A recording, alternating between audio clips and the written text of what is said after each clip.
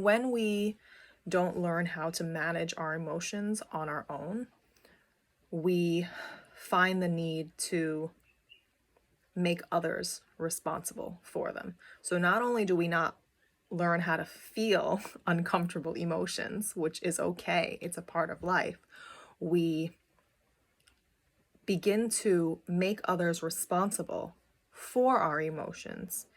And if others are responsible for how we are feeling, then by necessity, we try to control how other people treat us and how other people behave.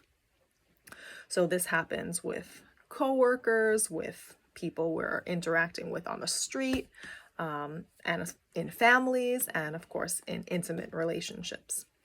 So we start to develop a manual for how others need to treat us in order for us to feel good.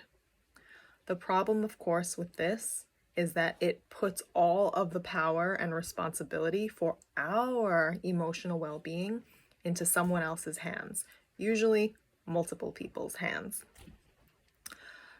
We are engaging in a process collectively and individually, if we're working together, on learning how to manage our own emotional well-being.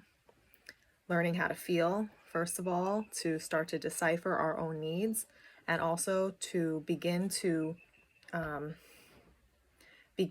repattern our thinking about ourselves and others in a way that allows us to feel the way that we want to feel. So rather than thinking other people are responsible for how we're going to feel, how they react to us, how they treat us, whether they're in a good mood or a bad mood. Why do we often get so upset when we think our partner seems, I don't know, unresponsive, distant, whatever, and we have this hypervigilance, like it means something about us? This is because we have a manual for this person. They need to be happy all the time. They need to da da da da da. And then I will feel safe. And then I will feel loved. And then I will feel respected. And then I will feel secure in this relationship. Unfortunately, we can't control other people. We can't control their moods. We can't control what kind of day that they had at work. We can't control what kind of childhood they had, and therefore what kind of triggers are coming up. That's something that they're going to have to do on their own.